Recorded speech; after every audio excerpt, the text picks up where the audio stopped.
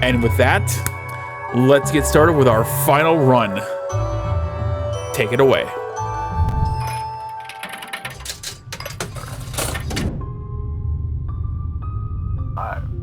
Hey, I'm Gelly, and he, him, of course, and this is Hollow Knight Randomizer, which we'll be closing out with, this is going to be Area Blitz, which we'll talk about in more detail, but it's not just me doing commentary. I've got my wonderful co-commentator here, Proxima.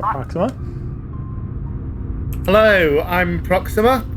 I was the one who submitted Hollow Knight to Speedromizer. I'm very happy to see it getting run. I'm really excited to see what happens, especially as this is going to be a randomizer, so anything could happen.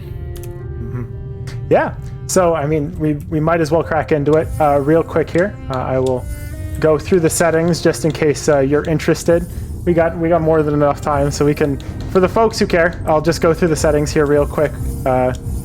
Yeah, I'm sure people will be able to understand what all of this is. I don't. But anyway, I've also got some QLL mods as well that we'll explain once we get into it. But I've got my randomization begun, and we can start time pretty much whenever I hit start game here. So I might as well just count us down here. A 3, a 2, a 1, a go. Okay, so I think maybe we ought to begin by just saying a little bit about what a randomizer is. There might be some folks in the audience who don't understand that. So, this is Hollow Knight. It's a Metroidvania. It's a world... Oh, we've got the dream nail already. We got some stuff, yeah. Keep going. So, it's a world that we are navigating and exploring with the help of various movement abilities. And the idea of the randomizer is that all the items in the game are shuffled and placed at each other's location. So to find the movement abilities we need to complete the game, we're going to just be searching around most of the game world. Now, in order to bring the time for this under 2 hours, we are doing what's called an area blitz randomizer, where only half the areas in the game actually have items. Each check will have 2 items. Yeah, and I also have, the first thing that we're looking at here is that I'm starting in a completely different place than I would normally be expected to start here. So I'm actually starting in the Stagness starting spot. Normally you start in a place called King's Pass, which I'm going to be encountering shortly here. But I'm just navigating through Stag's Nest here. I can take a look at the map here shortly to see which half of the items that we were going to be looking at in particular. Because I have Dream Nail, we're going to be talking to the clowns pretty shortly here as well. That's going to be a part of it, which we'll get into when we get into. But in the meantime, when I activate that, we'll take a look at the map while we've got time. And there's no way the map mod doesn't work. We just picked up the Swim, which is an ability that is not actually in the vanilla game, or at least you start with the ability to swim in water. But in the randomizer, that too can be randomized. It can be an item that we pick up. Okay. I am not able to enable the map mod. Just give me a second. All right, no, we're good. All right, back on it. Thank God. Okay, the map is going to be incredibly important, which is why I was losing it a little bit. Proxima, can you talk about things like bench warp and why that would be important? Yes. So benches are basically the checkpoints in Hollow Knight. Anytime you die, you get restored to your last bench.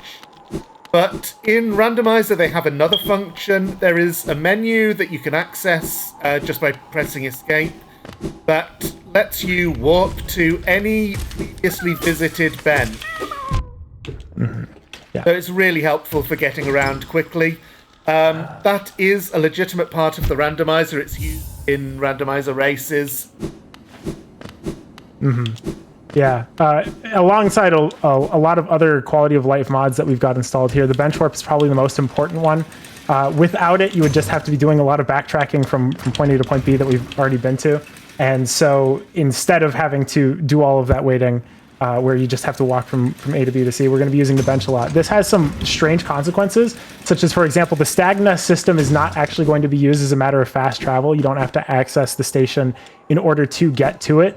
You can actually access the items that are the stations before you even get there, which is going to be important for areas that are a little bit out of the way. I never really encountered a lot of this game in the casual sense, so can you talk about how important like the Stagnest fast travel system is? Yes, so the bench warp is a randomizer feature, so in the normal game you don't have it, and your only means of getting around from one side of the map to the other quickly it's called Stag because the old Stag is the character that we are riding from place to place. There are 11 Stag stations around the map, and normally would have to visit them to unlock them for travel there, but in the randomizer, unlocking the stags is one more thing that can be randomized. So we started in Stag Nest, which is one of the stations. It's normally the last one that you unlock at the top of the Howling Cliffs.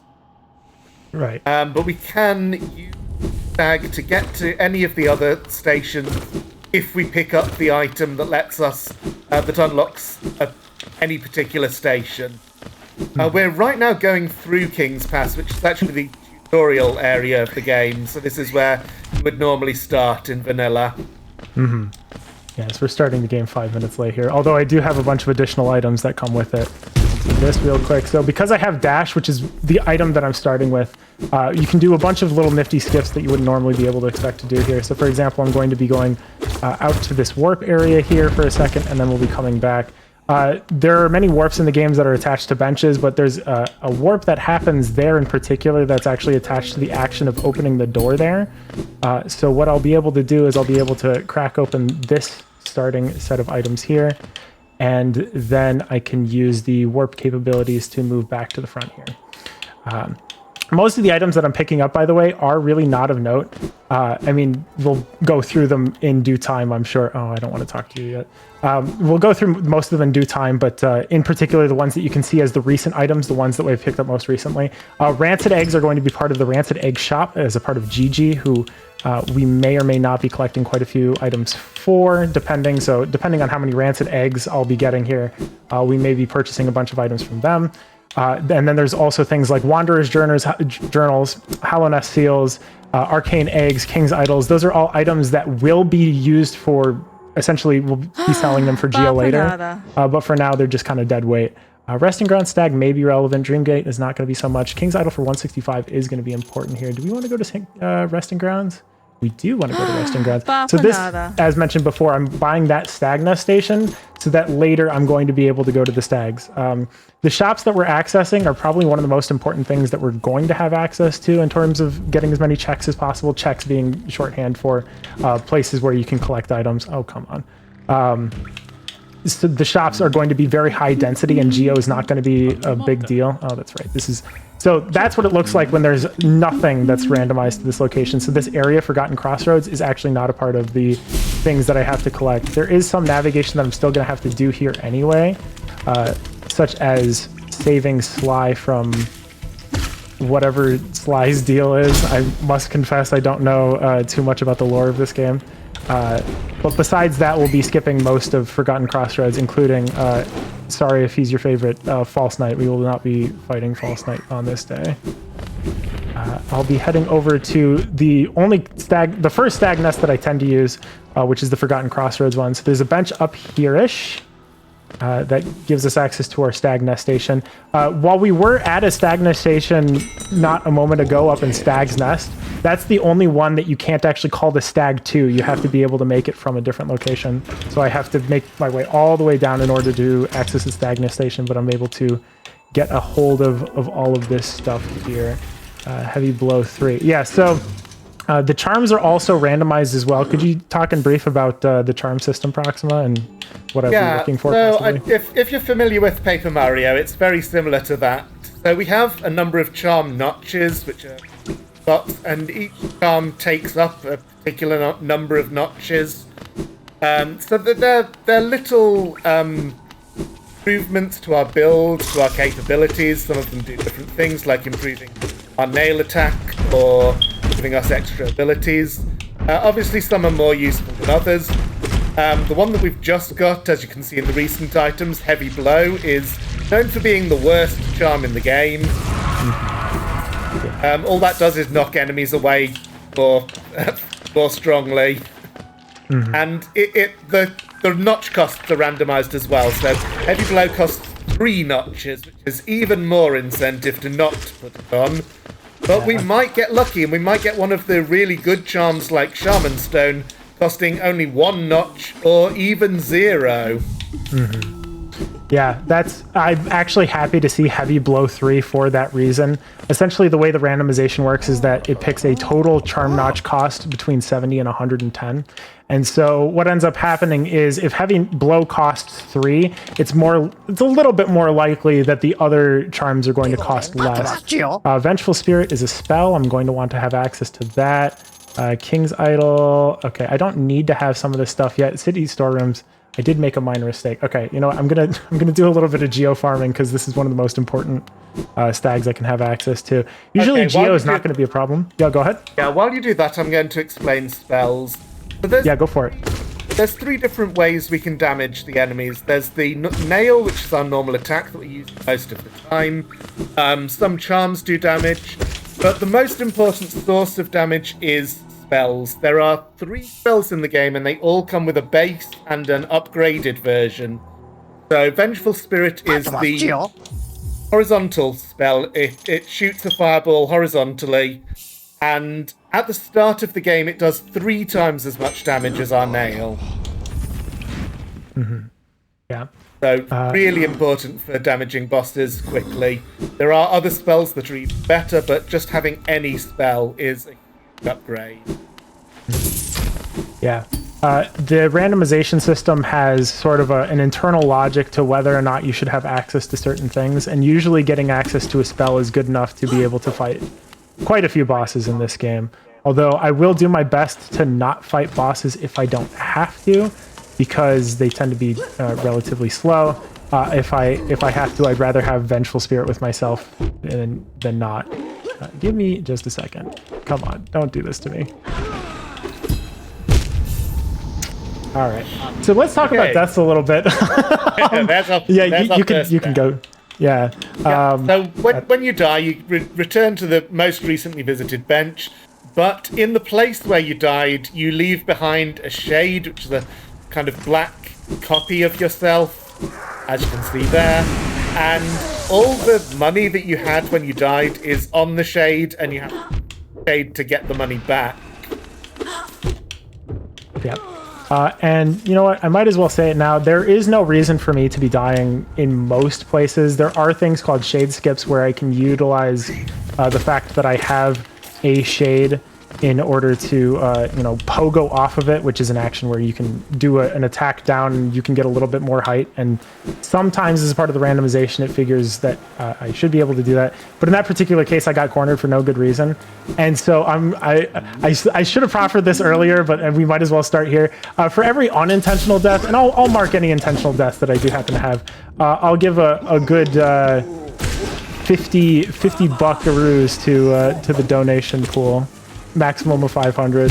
Oh, well, that's 100. All right.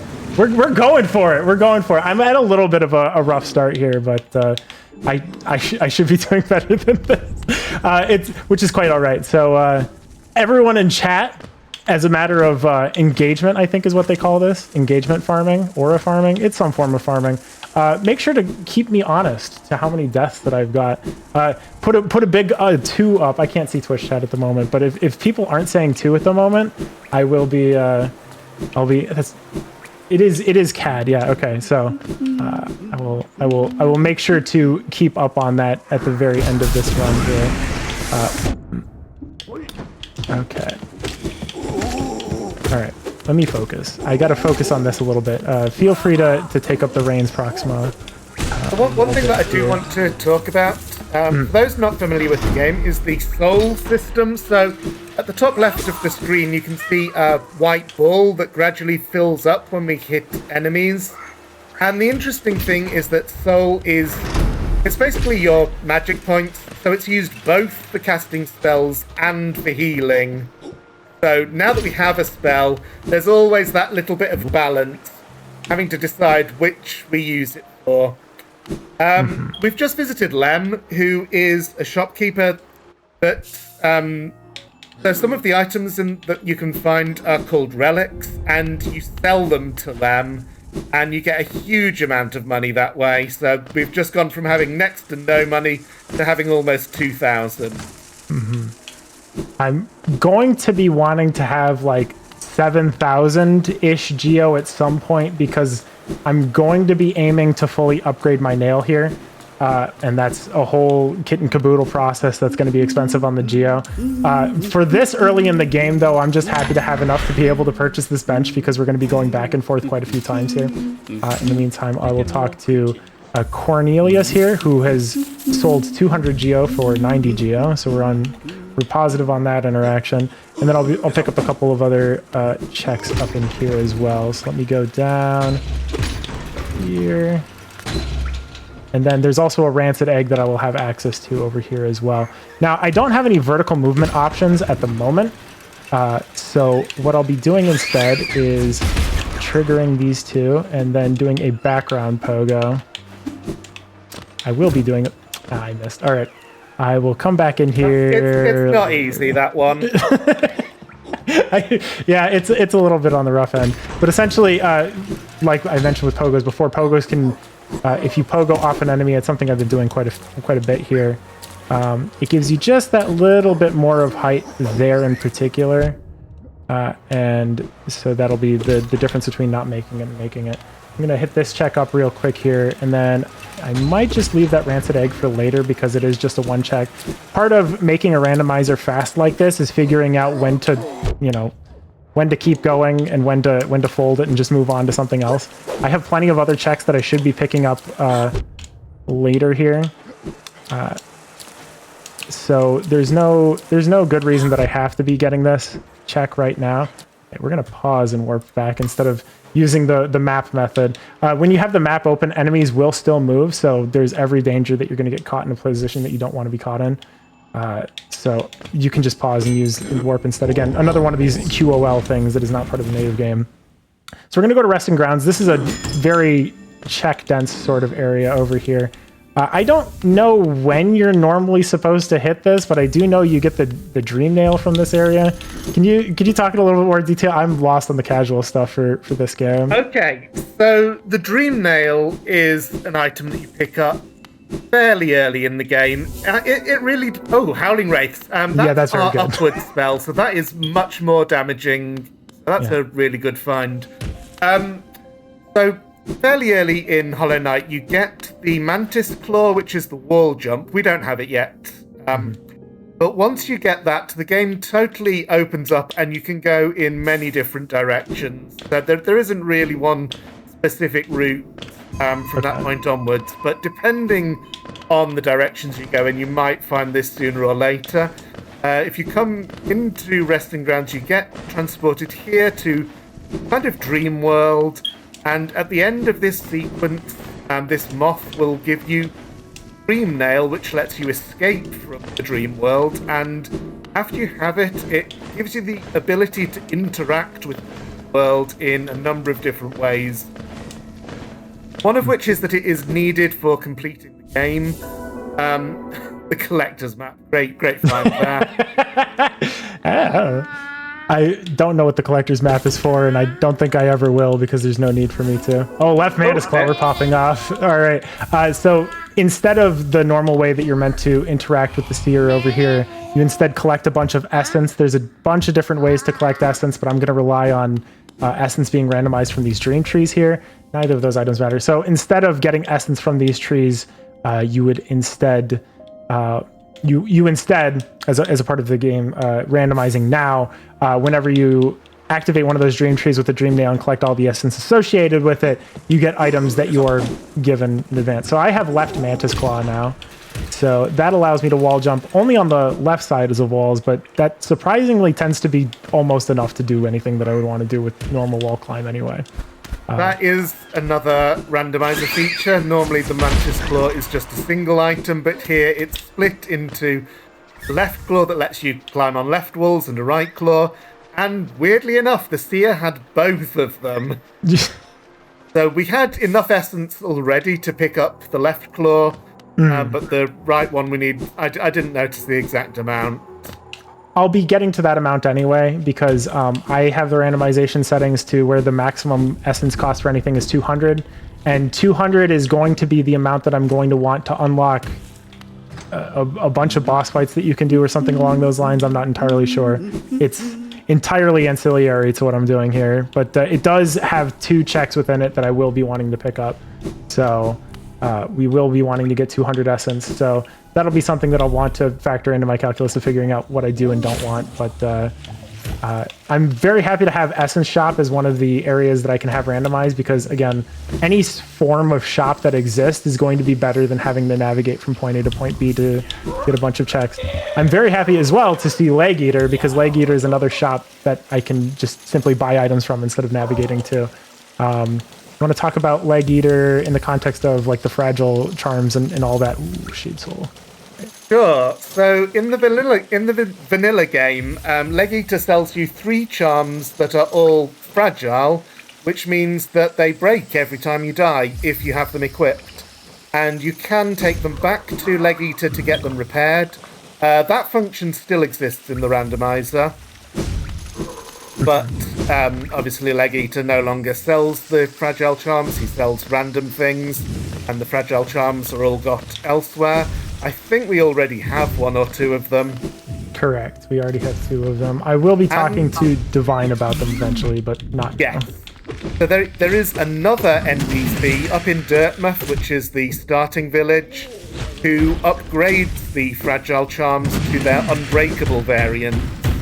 So it's the same charm, but it no longer has the breaks on death downside. Alright. That's an easy enough boss battle. Now that I have... Oh, and I have Right Crystal Heart. Okay, I've got about as much movement as I could possibly hope for at this point, although I will want all the movement options, but I think that's enough to be able to finish the game in theory, although I don't have enough attack items in order to really swing that. You want to talk about the Crystal Dashes for a second? Sure. So Crystal Heart is... it's basically called the Super Dash. You charge it up for a bit and shoot forward horizontally for as long as you want, but you can interrupt it partway. And like the Mantis Claw, normally it's just you're just a single item, any direction you want, but it's been split up into left and right variant. There's an example, although that probably doesn't save as much time as I would hope it would. It's hard to get a read on what is and is not faster for Crystal Dashes, so I tend to not use it over using it. But essentially, if there's any distance that's longer than about maybe 2 screens of distance, I tend to charge up a Crystal Dash instead of doing anything else. We'll pick it An up. interesting thing for the randomizer is that Crystal Heart is surprisingly not very useful. There are not many places that actually that you can only reach Crystal Heart. There are some, but really not many at all. Mantis Claw is by far the most useful movement in terms of opening up new checks. The second most useful would be the Monarch Wings, which we don't have yet. That's double jump. And also the normal dash is very useful, but we started with that to make things go faster and more smoothly. Yeah. So we're now navigating our way through Fog Caverns, or it's one of these 2, Fungal Waste Fog Cavern. I believe Fog Caverns, because this is foggy-ish. This is the area with the exploding jellyfish. So the small ones are okay, but if you hit any of the large ones, they break their shell, and the little core zooms towards you and hits you for 2 damage. Yeah, Silk Song damage. And I really have no interest in interacting with the big jellyfish if I can help it. Although I do tend to pogo off them for just a little bit more distance. It's only if like I can be like 95% sure that I avoid the explosion, because again, going from 5 to 0 from a jellyfish explosion can be quite a quick experience. Funny enough, I may, for a lark, end up going through Fog Caverns with Grimchild and Dream Shield and so on and so forth, just because I don't see it's a big disadvantage, but if it comes to that, you'll see why you're not supposed to do that in a casual playthrough. There's a bunch of charms that give you little goofuses that can come along with you, little familiars. And they like to target those big jellyfish and make your life a living nightmare. I've learned how to cooperate with them, but really what you should do is just unequip the charm rather than utilize them. All right, let's pick up this one over here. I've got a couple of other, oh yeah, simple keys. Actually, the simple key system is probably one of the most important things that I'm working on here. What's the deal with the simple keys, Proxima? There are 4 simple keys in the game, and there are 4 locks that they unlock. They're spread throughout the game world. Some of them are much more important than others. One of the simple key uses unlocks royal waterways, so that's an entire area. Another one unlocks Confessor Gigi in Dirtmouth, which in the vanilla game, Gigi lets you get back your shade if the shade is somewhere that's difficult to reach. But instead, for the randomizer, Gigi is an extra shot. So really good to be able to have the ability to open that up and check if she has anything good in her stock. And then there's the elevator area, which I'm not going to know the name of, which has a painting in it. It's just 2 checks, but that's always nice. And then there's the junk pit, which, God willing, we don't have to go into the junk pit, but that's a single check for a simple key. The funny thing is that the game has no understanding, or the logic system has no understanding of, like, if it gives you a simple key, where am I going to use it? So until I have 4 simple keys, it can't, like, guarantee that I will have access to waterways or whatever. So we might get out of logic here shortly, which is a randomizer term. I'll look at the shop here while Proxima talks about that a little bit.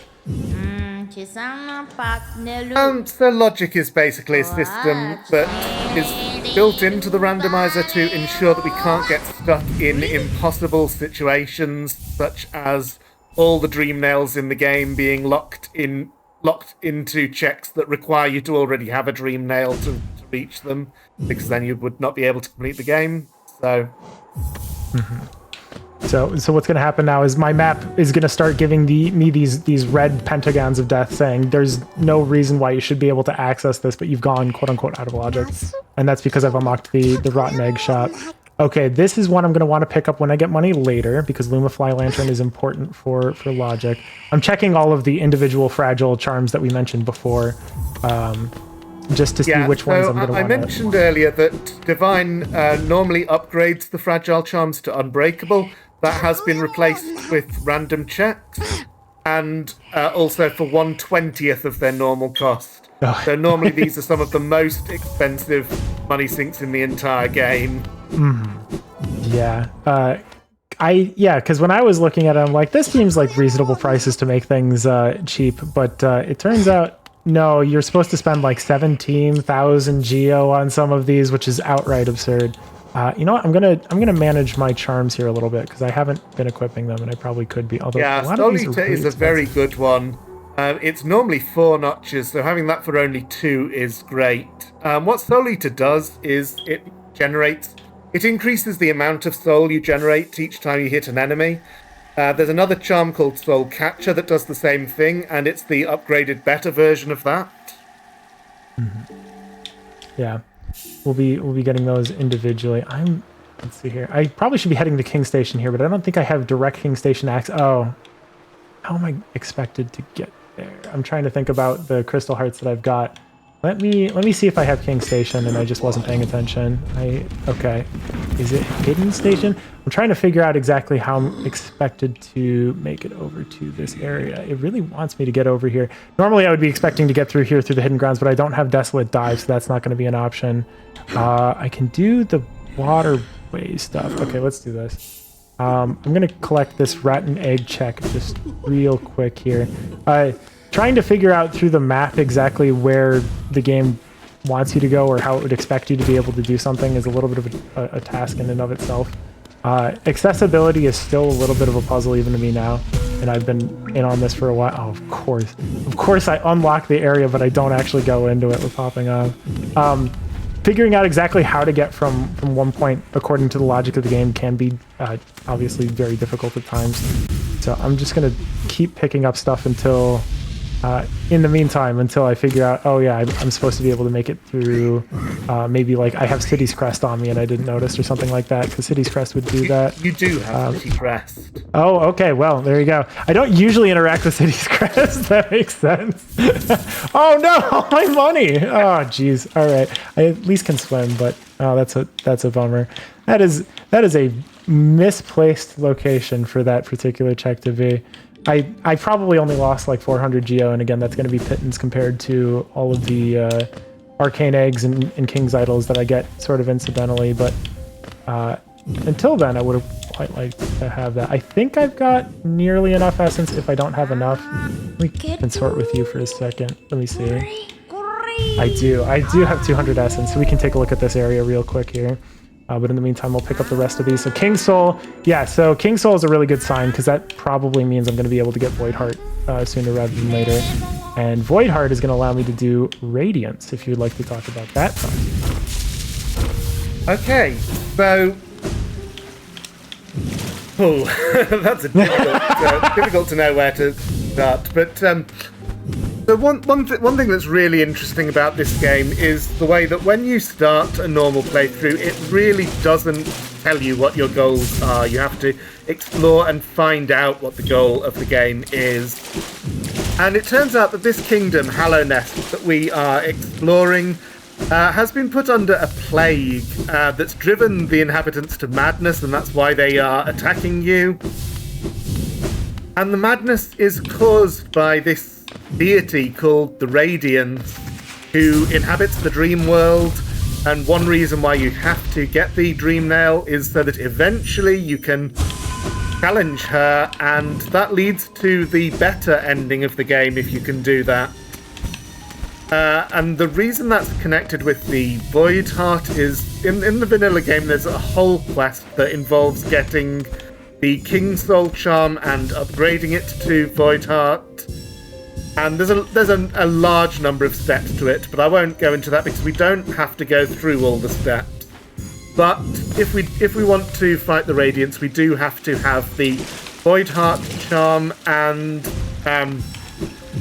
it's progressive. So if you've played other randomizers, you will understand what that means. So there are basically 3 checks around the world, and whichever one we find first gives us half of the King Soul, the second one turns it into the full King Soul, and the third one will turn it into Void Heart. So we already have 2 of those. We have full King Soul. I keep missing this one essence that I'm missing. It's hard to do without sight, and I usually have a pretty good grasp, but again, it's fine. Where is it? There we go, we got it. So that should be the activation of that Dream Tree, and now I get Unbreakable Heart and 620 Geo, which I think was a worthwhile way to spend my time on doing that. Now that Heart is actually unbreakable, I would almost be willing to go through equipping that now. I'm a little bit tenuous when it comes to... I have Ismasteer, don't I? No, I don't. No, I don't. Okay, I do have City's Crest, though. So we are going to make our way through over this... No. City's Crest is through Fungal Caverns. Yeah, that's right. Okay. Yeah, it's a little bit hard for me as someone who almost... I think I only ended up using City's Crest in a previous randomizer once, because usually you end up getting King Station Stag, you get Hidden Station Stag or something along those lines. One of the stags that's actually on the other side. And so you can usually get away with not having to mess with that. But instead, I actually have to do this the right way, at least a little bit. I didn't even notice. So yeah. The City of Tears is the largest area in the game, and in the vanilla game, the City Crest, which you get from defeating the first boss, False Knight, is how you're meant to enter it. But even in non-randomized speedruns, there are many other ways into the city. And, oh, there's Hornet. Hornet is the protagonist of Silk Song, the sequel to this game, which came out earlier this year. Yeah, so even in non-randomized speedruns, there are other ways into the city, but especially in the randomizer, it is just so much more common to get in via other routes and not need the city crest at all. Yeah, we will be encountering Hornet. I used to call her Silksong, but I got roundly reprimanded for doing so. We will be encountering Hornet. Well, I don't know. If Green Path isn't in logic, there almost isn't going to be a reason to unless I'm going to be doing... I actually want this bench. There's going to be Quirrell. It's Quirrell. Yeah, we will be encountering Quirrell for sure, because I don't actually have Dreamers randomized. That's important to note. We will... Yes. Actually, now's a good time to talk about Dreamers, yeah. Yeah, so I've talked before about the enigmatic nature of this game's story. It turns out that we have to defeat 3 Dreamers in order to break the seal on the Black Egg Temple, which opens the way to the final boss. And the Dreamers are something that can be randomized, so you can turn the Dreamers into checks that can be literally anywhere, and that obviously adds a huge amount of uncertainty to how long the run would be expected to take. So in order to keep things to a reasonable estimate, we've decided not to randomize the Dreamers. They are all in the vanilla locations, which does mean that we have to defeat 2 particular bosses because 2 of the Dreamers are behind bosses. Oh, wait, hold on. I have Tram Pass, don't I? Yeah. Is that how it's asking me to do? Oh, no. I'm going to have to go through Deep Nest to go through Hidden Station. That's what was intended. Let's not do that for a little bit. I mean, you don't have to. You could go through waterways, but yeah. Oh, yes, I could go through waterways. That's correct. That is... Well, do I have a simple key for that? I do have a simple key for that. Let's just, hold off on that for a little bit. Deep Nest is my mortal enemy in terms of being able to navigate and figure out what's going on there. It's, if not one of the last locations in the game, pretty much the last location in the game that I would ever want to navigate. It's a very dark and dreary and hard to navigate sort of area that has a bunch of spooky spiders in it. And it's one of those areas that you get cornered more often than not, and there's not a lot of benches in order to be able to warp there. And there's just the one stag that has access, which is Distant Village Stag, which I'm hoping against hope that I'm going to be able to use instead of anything else. But it is what it is. It's seeming like if I'm not going to have, if I get Monarch Wings, I think that's probably good enough because I'm going to be able to get Bright Mantis Claw. Monarch Wings would be good enough to be able to get me into that area. Pretty much, yeah, Monarch Wings or King Station Stag or something along those lines, which I don't think I've been hinted with yet. There's quite a few ways that I would prefer to go in, and using Deep Nest to get a tram, which is another one of those fast travel sort of areas, is not one of them. Actually, I'm going to need Elegant, and this is one of the easier dream trees. So I get to pick up some free items here. So this is where you would actually get Manus Claw first, and one of the advantages splitting up Manus Claw in the way that I have done is that I get a bunch of... I get 2 checks, basically, one for each side of the Mantis Claw, that I can pick up where I would normally be able to pick them up here. Yeah, okay, so that's it. So over here I'll unlock Mantis Lords because I will be able to do Mantis Lords. That's not going to be an issue. Mantis Lords being a boss, that is not... It's not the most difficult. Now that I have a Howling Wraiths, it's going to be relatively easy to chop down. But it can be a little bit sticky because there's not a bench that's nearby, which is my main concern. But I'll unlock access to that, and then I'm going to make my way over to where the claw is normally stored over here. I'm gonna have to do it this way. It's fine. All right. So yeah, the wall jump, the claw that's been mentioned before is it tends to be the most important thing that you would normally have access to, and this is where you would get them. So let's unlock these 4 items and take a look. And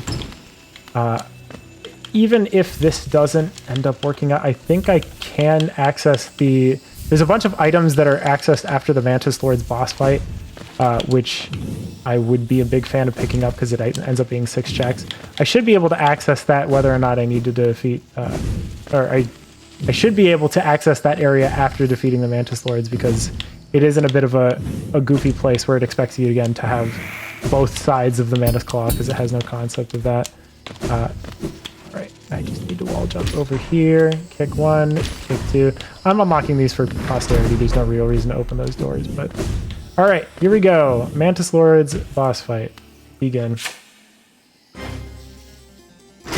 Talking a little bit about the phases here. Essentially, you start by having to encounter the boss. First of all, you fight the one that's on its own, so it'll be either on the side or come down or come from the side. Relatively easy to manage. And then once you defeat one of them, 2 of them come at you at once. So that's the first one chopped down. Again, very easily done because of Abyss Shriek. The 2 of them at once can be a little bit finicky here, but I haven't had the chance to mention this yet, but we did get the Abyss Shriek, which is the upgraded version of Howling Ray. It is the most damaging spell in the game. Yep. Yeah. I do have a Vincent Van Gogh skin on, so I guess it's probably hard to be able to determine that uniquely. One of the other benefits of being able to play modded Hollow Knight here, but yeah, okay. I have had Abyss Shriek the whole time, and yeah, that is pretty much the most powerful spell that I could be working with, and I'm very glad to be having it. I don't have a way back up directly, do I? Okay. And I should have taken Bread a Bench, and I did not take Bread a Bench. We're going on a hunt again. We're navigating this area for the 3rd time again. So in the meantime, you know what? We haven't talked to our dear host DJ in a little bit. DJ, would you like to talk about things? Yeah, so we actually do have a donation I've been sitting on for a little bit. It is $5 from Verts that says, $5 hype train, let's go, love this marathon. And that went towards Opposite No for Say Blink to Disco. We are currently sitting at $2,255.32. Can we hit 2,500 by the end of this run? We are so close. I do have 100 promised for that, so keep that in. So it's 2,300. 2,300-ish, yeah. Math here. Would be able to do it. It's about 145 Canadian or 105 US from 2,500. All right. Yeah, get in your last minute donations for Hollow Knight if you're the sort of individual who likes Hollow Knight, or really anything about this marathon. I would have never played Hollow Knight had it not been for Speedromizer. Ding, that's my rousing endorsement. Hey, we appreciate it. All right. Yeah, it makes me feel very happy that I decided to submit that. I went the wrong way. We'll definitely have to have this back for Speedromizer 9. Yeah. I have to navigate a different... I accidentally took a wrong turn. Again, because I just happen to have not exactly the sort of things that would allow me to access Bretta Bench, is I believe the internal name for it. Bretta, I don't think I have the tools to do Bretta quite yet. Bretta is one of the Dirtmouth residents that's currently ensnared by the sickness, and because she's in a very interesting location that kind of, I think, requires right Mantis Claw or Monarch Wings, which is that double jump that was mentioned earlier. I'll be right next to her, but I won't be able to actually interact with her to pick up that as a check. But we will be having that on notice. So yeah, I'll take this bench here, and then I will fall into the acid. We'll get Isvastir eventually. I will keep that in mind.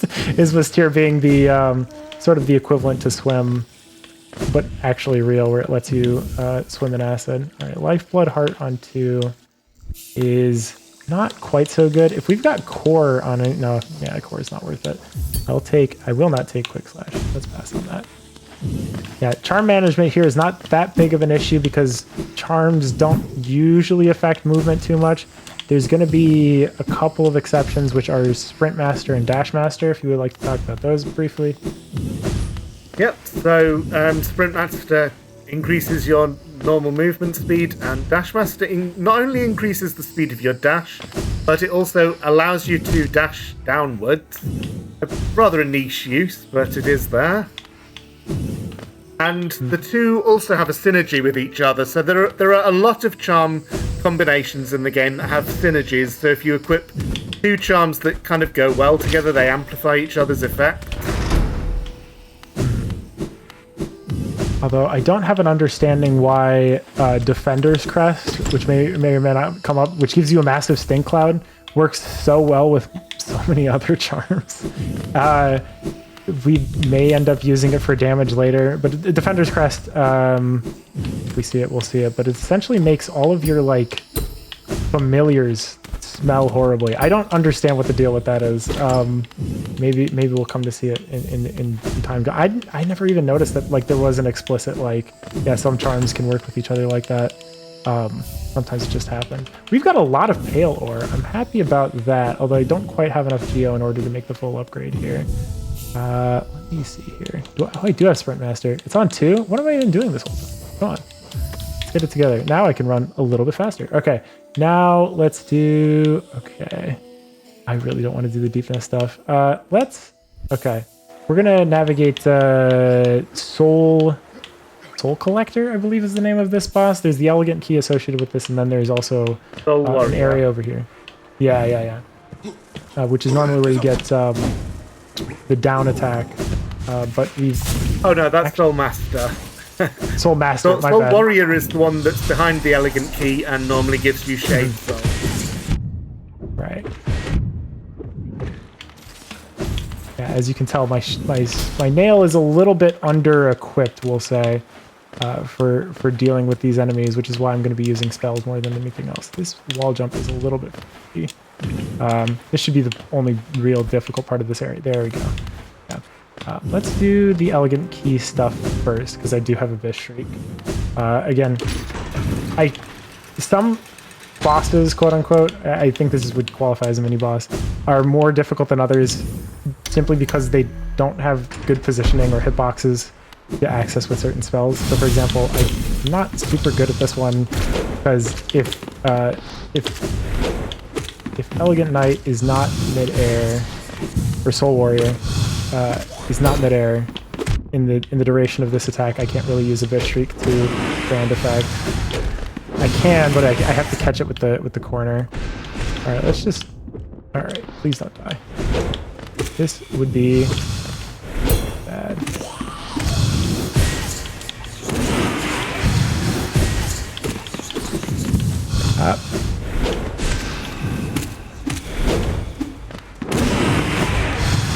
There's a misfire. Part of my difficulty is you have to aim, or at least with my control scheme, you have to aim your spell. Oh, and I missed. Call that 3. Put a 3 up on the board, folks. It's just a 3, but it is a third death there. That's not my bad.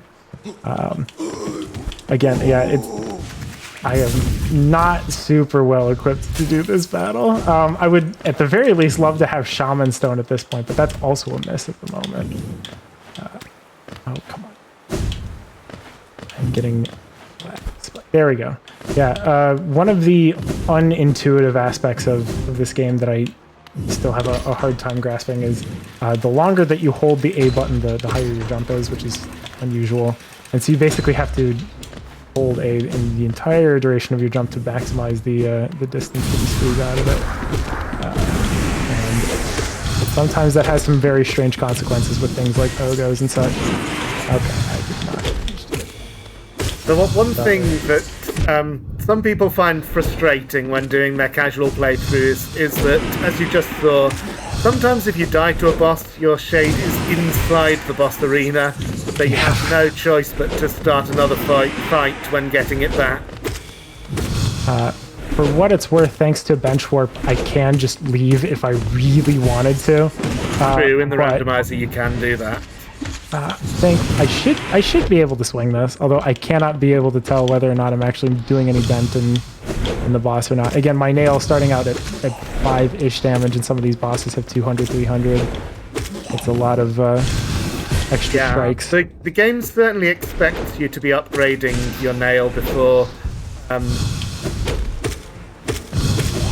But we've chosen not to upgrade the nail yet, and one of the main reasons for that is that in the is that there are certain enemy pogos that are easier to do with a less upgraded nail because you don't want the enemies to die too quickly.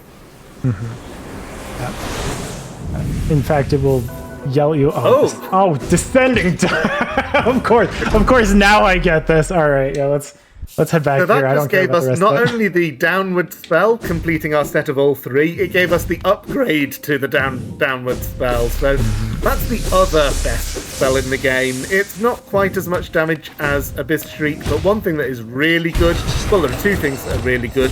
One is that it can break certain floors, so it opens up whole new areas of the game. And the other thing is that it gives you a full invincibility window after landing it.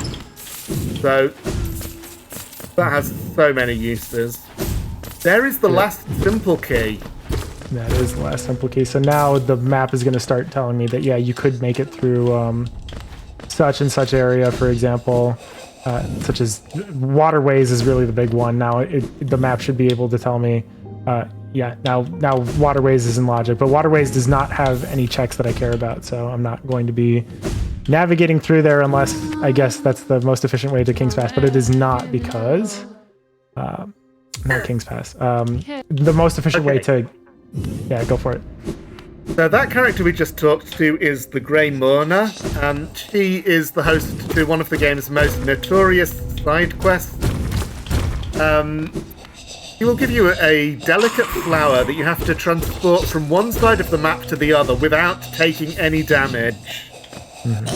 We've just got a fifth simple key. Now, I know I said that there are only 4, but in the randomizer, you can set there to be duplicates of some items to make it easier to find full sets. Yeah, otherwise, things like simple keys may be stuck in such a way where, like, one of them is stuck in a particular area, and so the logic can get into these very tight loops that are kind of a pain in order to de-navigate. So I have, for example, pale ore. I believe I have 2 extra pale ore in the pool. Some of the stags have duplicates because they're super important, etc. Yes, I think we just saw one of the rewards for the flower quest was a pale ore. So yeah, all right. So now I'm able to go down to King Station. I did face tank a little bit of damage there, but I should be able to make it through this area without any issues, fingers crossed. Stay 3 again. I may have to die on purpose that we hit the target. That's not a wise thing to do. I won't if I don't have to. All right. There. Yeah, I just don't exactly have enough soul to heal, so I'm going to do that as a safety measure. Focus is another one of those things that you can randomize. Focus being the way that you can turn soul into health. But I found that when you randomize starting location very aggressively, you can get caught in some very tight spots that are just not interesting to deal with, so I am not randomizing those. I will take King's Idol for that shield. yeah, King's Idol sells for 800, so that's a good deal. That was an easy enough way to do that check there. There's a couple of ways to make it up that area, but Mantis Claw left is good enough for that. And then there's a couple of other checks up here that I can be managing as well. Let me get that guy. Okay, I did not fully get him somehow. That's quite right. Yeah, Abyss Shriek is a interesting spell where, like, the more you can get it to hit, the better. So if an enemy is standing still and it is unmoved by spell knockback, you can get like 3 or 4 hits out of an Abyss Shriek, the up spell, where only one would not be sufficient. That guy moved out of the way, so all right, we've got this here. So this is what the fans usually refer to as an arena or gauntlet. Basically means an area that locks you in until you defeat waves of enemies. This one, it can be easy or hard depending on what equipment you have when you arrive at it. We have got all 3 fully upgraded spells, so this should not be hard. Don't jinx me. Please don't jinx me. But it is chaotic because with so many enemies moving around, it's not easy to find spots to heal, so it's best to just concentrate on damage. All right, we're fine. Fine. It's all good. It's all good. No, we're good. That was an easy arena. It was an easy arena. I haven't died there 50 times in practice. All right, mask. Oh, mask shard is great. Okay. And then there's also some what checks. What it means so you might see in the recent items 100 win. What that means is we got enough duplicates of an item that it can't upgrade it anymore. Swim doesn't have any upgrades, but it does have a duplicate, and we've got the final duplicate of Vengeful Spirit. So it gives us 100 geo for finding the extra one. I forgot. If you have Monarch Wings, you can do this without the elevator. Elevators are usually, in my assessment, something to be avoided because they're usually slower than just wall jumping your way up to an area. So I tend to try to navigate my way around them. We'll be seeing a much more obvious example of that when we're going to Watcher Knights and Lurien, because there's a kind of slow elevator. There's a couple slow elevators on your way up. Yes, and I think you'll be very happy that we just got the Distant Village stag. Oh, thank goodness. All right. Yeah, no real Deep Nest if I don't have to. And again, Deep Nest doesn't have any checks, as you can see, so there's no little dots there, so that's not a problem. Really, the biggest thing that I'm sort of concerned about is if I can get strength and... okay, I do have strength. If I can get strength and Shaman Stone and Quick Slash all in one, that's usually like a lock-in plus fully upgraded nail to get us to finishing the game. I would also, for what it's worth, also like to have, like, for example, Right Mantis Claw, for example. I don't think I have Right Mantis. Yeah, I don't have Right Mantis Claw quite yet. I think that was... I had a check for it, and I decided against it. I think it was a divine check. So I'd like to have that. It's not strictly necessary for, I believe, making access to anywhere, but having the other side of the wall jump is something I'd like to have. Really, most of what I'm doing now is collecting stuff for selling for Geo, more than anything else. Oh, that's... I am not a fan of this area either, if you could believe it. These little ground gremlins are not cool to interact with. A fun thing of note is that this area loves to use these levers, which are used to unlock particular doors. And so the way that it tends to gate access is that you're forced to go through area and then you pull a lever so that you have a shortcut. Most of these levers can be like hit through walls. So instead of having to actually do that, you just hit it through the wall instead. And the reason there are so many shortcuts in this area is that there is a boss at the end, and there are no benches inside Soul Sanctum. Yep. So in the vanilla game, if you're attempting to beat this boss for the first time, you have to do this walk through the Soul Sanctum to get to the boss every single attempt. Mm-hmm. But thankfully they do include some shortcuts to make it a bit easier. Yeah. Let's get this check here. I'm going to wait just a little bit. Pick it up. Do I have to fire a second one? Okay. Yeah, this one's a little bit of a goofy trap where if you try picking up the item, you end up getting barraged by a bunch of enemies. Okay, yeah, this is going to be the easiest Soul Master. Yeah, Soul Master. We've got Abyss Shriek. There's nothing to be done in this battle, almost assuredly here. Although, again, that is jinxing myself. Nice. Yeah, the biggest thing is that I'm waiting for a particular attack where it has a fixed speed going from left to right across the screen, like this. I can just throw an Abyss Shriek at it, and that's usually good enough to get it like halfway done. This is a lot of avoiding. Yep, this attack again. Yep. Good. Almost there. And then thankfully, because I have Abyss Shriek, the second part of this battle is also going to be relatively trivialized. I believe this is where you get the original downspell from, if I recall. Yeah. So if I do this,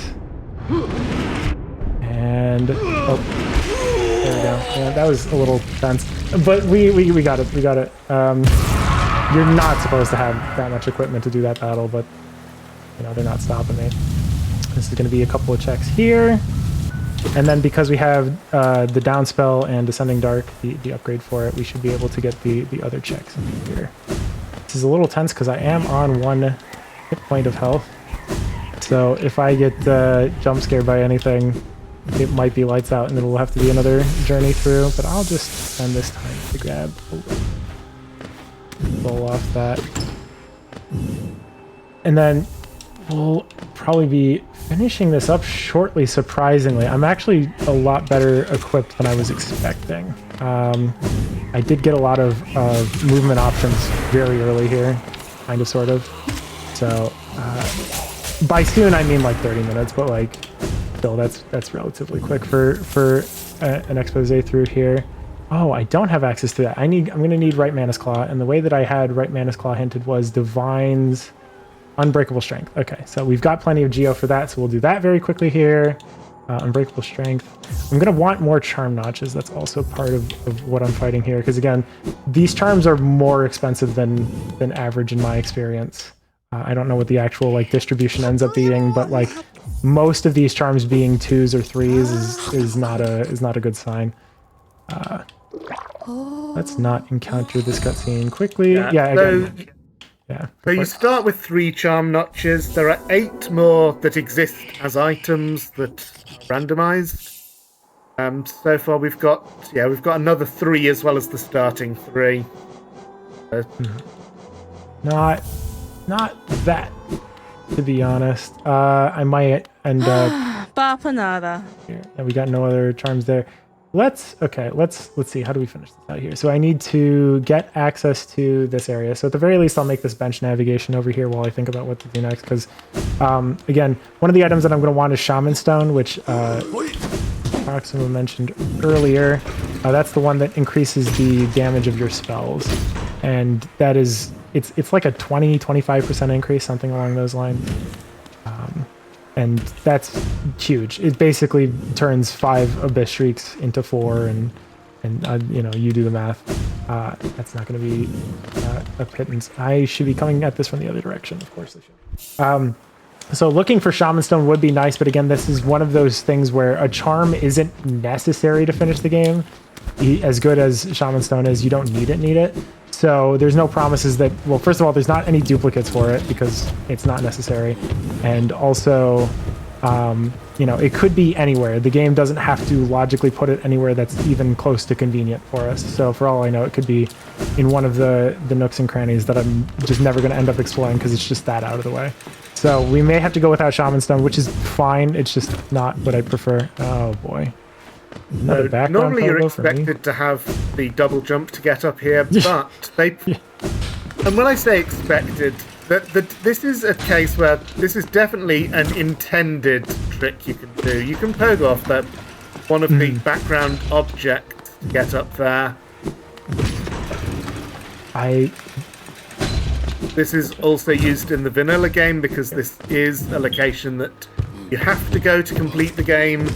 So that trick makes it possible to complete the game without getting Monarch Wings. Let's see here. I have just... Oh, no, I've got right. I've got right. I keep forgetting. Yeah, okay. That's... Yeah, whatever. All right. That's another one of those levers that I can access through a wall instead of having to do a little boss arena down there. Take this bench here. Okay, I'm gonna... I think it may be time... I have the claws. I don't have double jump, which is a little bit nerve-wracking to make this decision, but I think I've got about as much upward mobility as I could hope for here. I think I'm going to upgrade my nail. I've got to make sure I have enough geo for it, the game currency, but I'm pretty sure I have enough pale ore. And if I don't, I can probably find a shop that has some pale ore for sale or a dream tree that's good enough for it. Okay, 4 is actually... I would rather like to upgrade my nail all at once rather than do anything with that. That's one of them. I'm not doing Grey Mourner if I can help it. There's a bench warp way to do it, but it's still kind of annoying to work with. No pale ore in there. I'm checking all the items to see if there's anything that I'm missing. Oh yeah, Luma Fly is a part of what I'm looking at here. This doesn't look Okay, no, there's enough here. All right, so I'm going to go talk to Sly here, who happens to have 2 pale ore for sale, and I've got, again, 11,000 geo. I'm more than flush with enough cash to make this work. Actually, I'm going to do a little bit more money laundering and grab this cheap King's Idol. And then I will sell that off and then upgrade my nail fully, and then we'll probably go through Dreamer fights and then work towards finishing the game off here. My preferred way of finishing Radiance is Quick Slash plus fully upgraded nail plus Unbreakable Strength. I should be able to get Unbreakable Strength if I can get enough Rancid Eggs, but I could also do it with Fragile Strength, like that's fine. It's just, if I mess up, I have to spend Geo through Leg Eater, which is not a preferable option. But usually that's a first try sort of deal, so I'm not super concerned about that. And then other than that, I have to make sure I have all the movement options ready and necessary for making it to all of the Dreamers in Logic. So Distant Village Stag is good enough to be able to make it to Hera, which is one of the Dreamers in the Deep Nest area. And that is basically that. I think there might be a skip that I can do now that I have right Manus Claw and I have one of the Crystal Hearts, so I think that should be good enough. Umu, you'll need at least a wall jump. Oh, I don't have Ismasteer.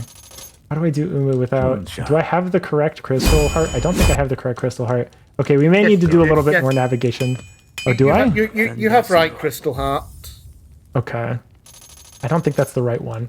There's a couple of ways to make it from Umu to the Monomon Dreamer, which I don't think I've quite got it, because I need left Crystal Heart in order to do that one, and also Monarch Wings. Unless I can find Isma's Tier, I think I might be needing to do a couple more checks here.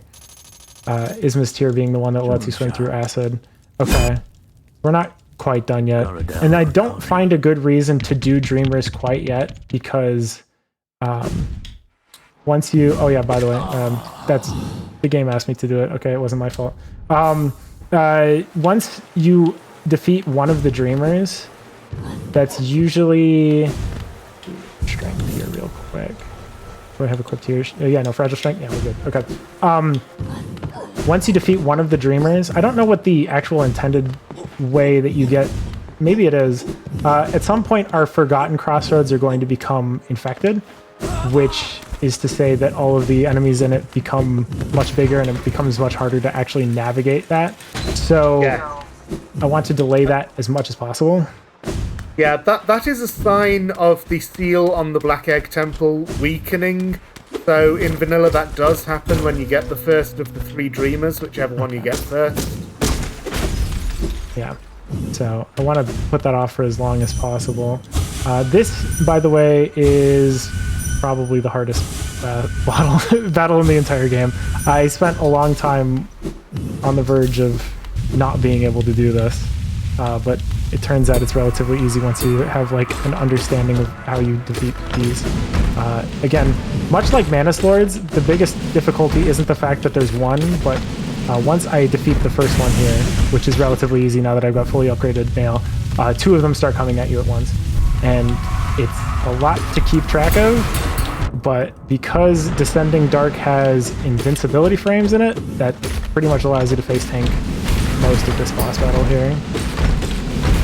And to make it even better, the Descending Dark, the flash from it also does damage. So you don't have to hit enemies directly.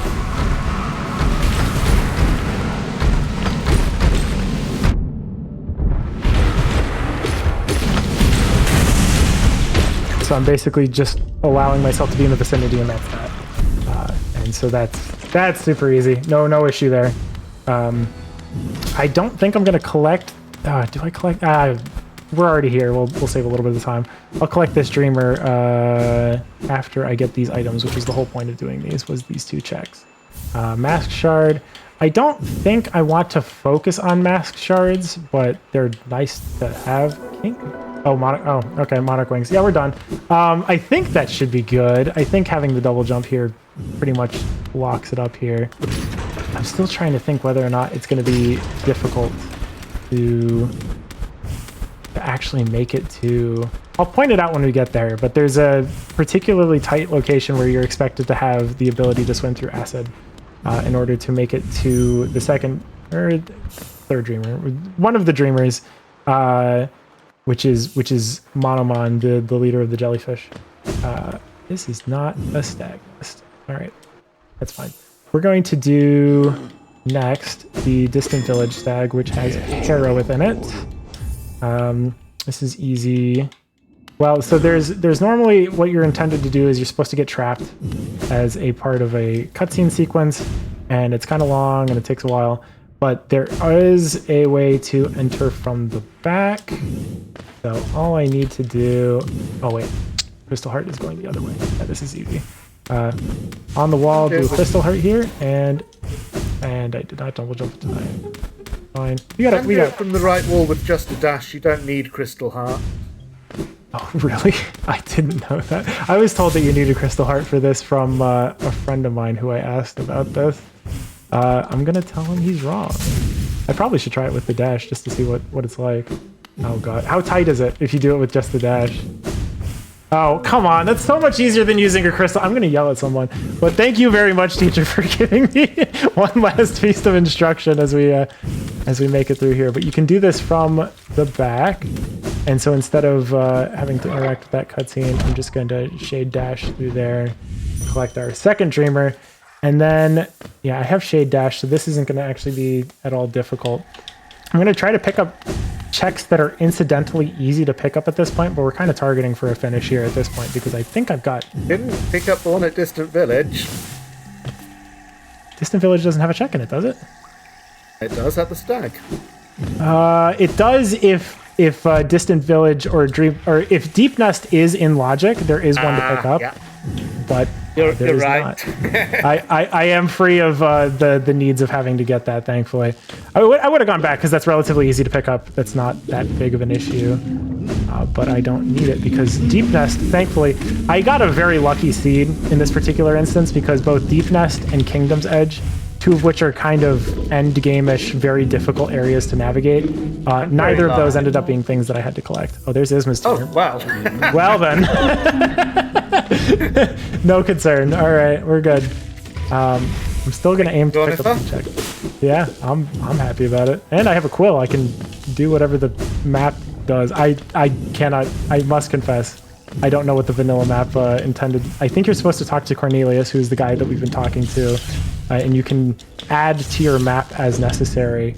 Yeah, because we've got the map. The quill makes it so that areas on the map get filled in each time you sit at a bench. Because normally Cornifer will just tell you kind of sketch maps. You have to fill in the rest yourself. Oh, there's left. Oh, there's our other Crystal Heart. I don't. Oh, you know what? I can use it this one time just for the. there's a way to make use of it. Although I am really making my way. Okay, let's just heal a little bit. Charge and go. Oh, there's a guy in the way. This one. You can use the crystal dash to make it through a couple of incidental jellyfish over there. You can, although you didn't. You can also crystal dash across the room just outside of the archives here. And that gets to a grub location, which is one of the very few checks in the game that absolutely requires Crystal Heart to reach. Yeah, I don't actually have grubs as a part of... well, for this seed, I don't have the need to collect grubs because Forgotten Crossroads is not in there. And so the grub shop, the grub father is not a part of anything that I have to collect. But I also don't have grubs randomized natively either because... in the duration of learning this randomizer, there was only so many things that I could memorize the location of, and grubs was a little bit too far. Absolutely makes. Yeah. This boss is really quite easy once you have enough movement options. I don't know what the real expectation is if you're doing this casually, but we're just waiting until Quirrell does his thing, and then we bully the deflated version of Umu and add infinitum. I think this should be a two-stepper. Although I do have a little bit less soul than I'd be hoping for this. Oh. Yeah, alright. We can do this in three, what do they call it? 3 cycle, yeah. This is gonna be a 3 cycle limit, that's fine. We'll hit for a little bit, wait for this final bit, and done. Yeah, alright, yeah, we were just like 1 strike away maybe. So from here, there's this section, which, yeah, so I would have to do a crystal dash across this and figure out a way up. But thankfully I managed to collect enough movement options to where that didn't matter. So we do this, listen for a second, and then we will collect our 3rd dreamer. I will make sure I try to get as much equipment as possible to finish this out, and so to start that process, because yeah, we're at what, about a minute 10, a minute 15 here. I'm going to collect as much geo as I can possibly do within a time frame, and then we'll try to get all the charm notches, because that's really the most important thing, is that I get charm notches, and then we can do like mash shards and et cetera, and then we'll see exactly what I can get away with. So in the meantime, while I'm doing a bunch of shopping, DJ, got anything to say? Yeah, as a matter of fact, I do. I have a couple of donations here. I have a $25 anonymous donation with no comment that just was anonymous, and that went towards Opposite Note of Disco. I have a $5 donation from, and I'm gonna butcher this, Izelda, that just says sigh. Bapanada. Yeah. And that also went towards Opposite No to Disco. We are currently sitting at $22.85, without your donation, of course, out of 2,500. All right. Which disco should I put that towards? What is this? I must confess, I'm a little bit out of the loop on the disco here. So it's a throwaway line from a video game, and I just said it randomly on stream one day, and it kicked off. And now it's become a meme. All right. I'm trying to even remember what, like, are there even any disco? There's Lip Sync, Funky Town. That's a disco song. I might have to say yes to disco. Well, we'll see. We'll see how my mood is feeling once we get to the end of this here. Okay, that's my final vessel fragment for another vessel, which I think is just about maxing out what I would really want. And then I have 7 hearts, which is important because that means that I can take 4 hits from Radiance. Radiance deals Silksong damage, deals double damage whenever you encounter it, and basically any attack whatsoever. So I'm going to want to make sure I have an odd amount, because that basically it rounds up whatever you're working with. Oh, there's Defender's Crest. Not for 3, though. You're not doing that for 3. I think we've probably got to try to set up for the win here. So in order to do so, let's see. Okay, Quick Slash, Fragile Strength. Where is Unbreakable Strength? Is that one of the... Okay, yeah. So I can get that from GG here because I have enough Rancid Eggs to do that. So we'll get Unbreakable Strength just as a matter of a fail-safe in case something goes wrong. Not going to be a problem here. It just means that I don't have to pay for it if it breaks in case I die on this pass battle here. This. Great. And then once I have that all good to... Oh, that's right. The Crystal Dash works a little bit weird in this area because this is not... You're not expected to be navigating that multiple times, but for the purposes of rando, it's just made to be easier that way. And then we'll dash towards the final boss here. Oh boy, we're super early here, aren't we? Oh boy, all good. Just gonna do one last Crystal Dash to this bench over here. Make sure that I've got sort of the charms that I would want to have. Depending on the runs that I do, I can get quite a bit more charm notches out of things, but like this looks like a pretty stacked thing. I may want to throw away Mark of Pride for something else. Yeah, for Lifeblood Heart, that may be... Don't have the Void Heart yet. Oh no, you're right! I wasn't thinking! That's the one I always forget. All right, let's see. Where do we got white fragments here? Thank you very much for the reminder. That would have been an annoying way to finish this out. Yeah, so, okay, there's... Oh. Yeah, okay. All right.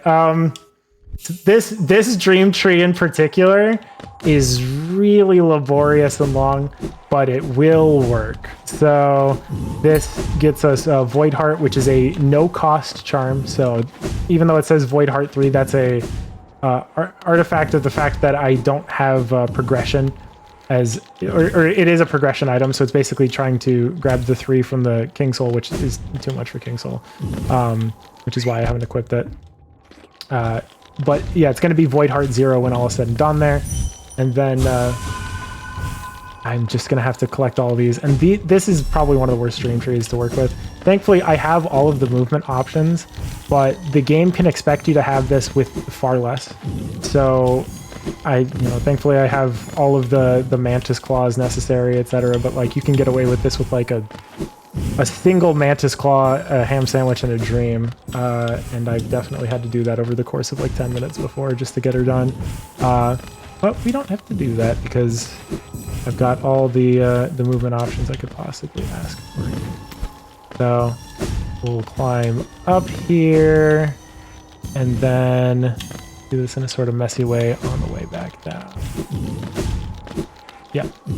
So yeah, again, some of these dream trees I've already done and I didn't even make a note of them because of how short they were.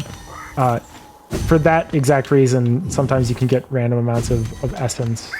You know, sometimes you can get like 10 essence from something, or you can get 30 essence, and this is why, because in order to access all of these, all of the essence has to be put as an item into logic. And so that's the trade. We haven't really explained what essence is, have we? Do we have time for that? Yeah. Oh, yeah. We've got plenty of time. Time is not that's fine. Yeah, go for it. Okay. Talk about essence. There it is.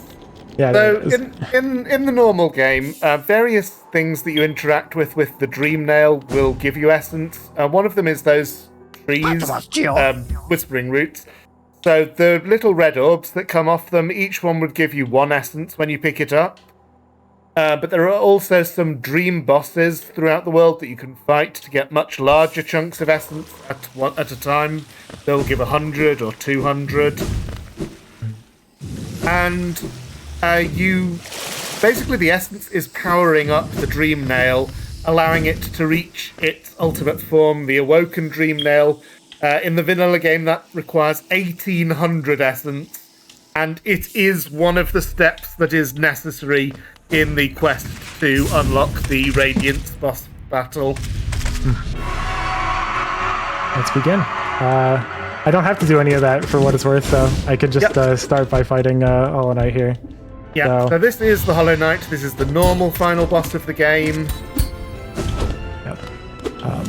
I'm so overpowered for this that I'm not even going to spend spells on this because I'm more interested in accruing soul for the second part of the battle.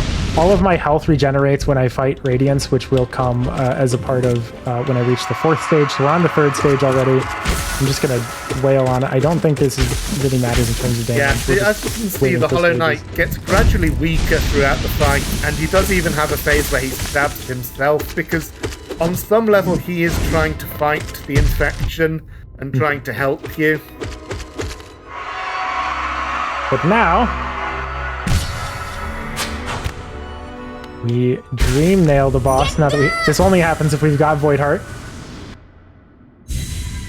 And then I have to do this. And this I'm very new to. For what it's worth, I think I defeated the Radiance on a rando run the first time probably a week ago.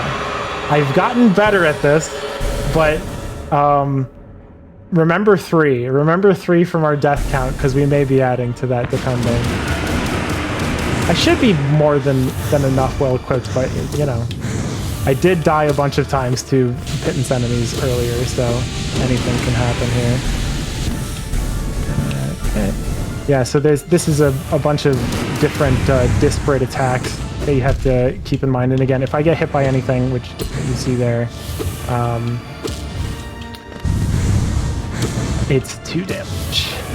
I'm waiting for it to reach the sort of final stage here, which is when it attacks down the middle and starts. One other thing we never had the chance to talk about is the Shade Cloak. We got that at some point much earlier. It's an upgrade to the dash. and it means that you can dash through anything, not quite anything, but enemies and attacks without being harmed.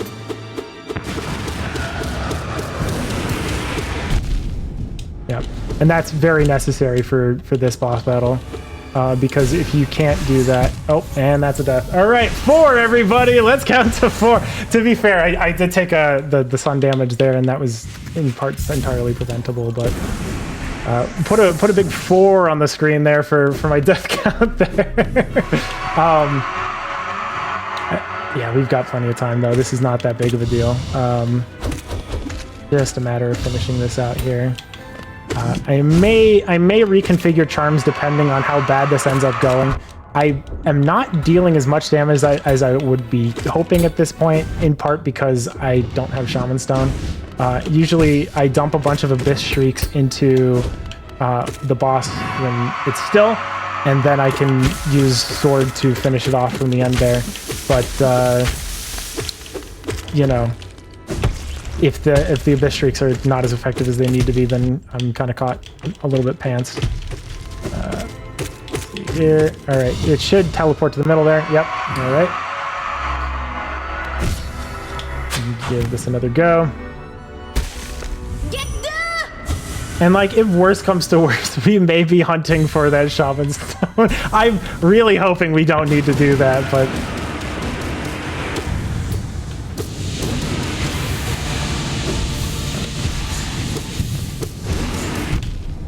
That's part of it. Alright. Yeah. Your spells can get interrupted is another issue. Oh, I don't have... Right. That was good thing to do, though. Walking into the spikes, because those only do 1 damage. That saved you from taking a hit that would do 2. Mm-hmm. Yeah, that's a thing to be conscious of. Okay, so I can take 3 hits here. That's fine. That's fine. Preparing for up slashes.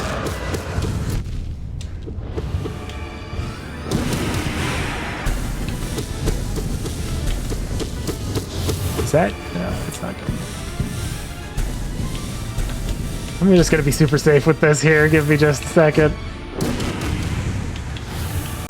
Is that it? That's it. All right. Okay, we've got her. All right, I just need to not fall off this like 5 times, and we should be good to go here.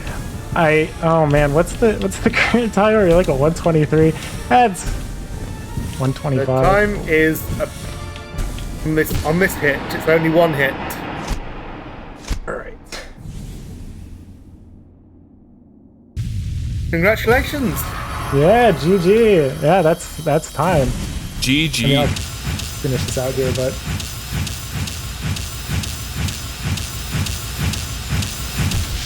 And the Radiance is defeated. GG. GG. Well done.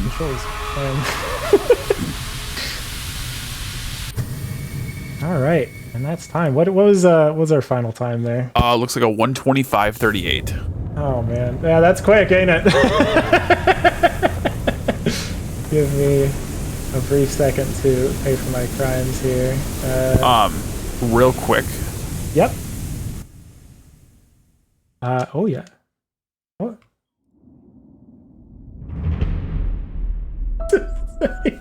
All right. Yeah. How do I change the number here? Letting me.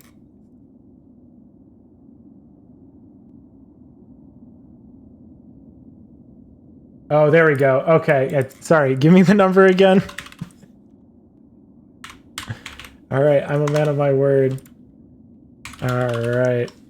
Yeah, so while I type this in here, Proxima, if you'd like to talk about the run and how you felt about it. Well, what can I say? It was really impressive. You were going so fast that I barely had time to take in what was happening. Sorry, my bad. No, that was really impressive for how little time you've had to learn this game. So well done. I'm glad to hear it. Yeah. Again, like I mentioned, I think incidentally before, I had not ever played Hollow Knight before. I think the closest that I had to a game that was sort of equivalent was Blasphemous. I had played a bunch of Blasphemous for Randomizer. Metroidvanias tend not to be the types of games that I'm very good at, so it took a lot of work and effort. I don't know how many hours I got in over the past 3 months, but hopefully that was good enough to get under the 2 hours. That seems pretty good. Okay, I think I've got it shipped in and good to go. If you wanted to confirm that, but you got it. All right, yeah. So that's my amends for dying as many times as I did. Oh wow, that puts us way over 2,500, doesn't it? Congratulations. Yeah. Thank you. All right, but yeah, that's it from me. I'm just happy that I was able to do this, and again, many shout outs to Proxima for submitting this game and giving me tips where necessary. And yeah, hope you all had a great Speedromizer. I'll let DJ do the rest. Yeah, we are going to go over to a quick intermission, and then we'll be right back with the closing comments and announcements.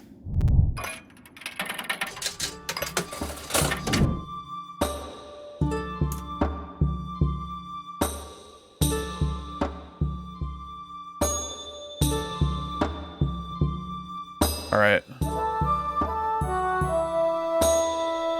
Give me just...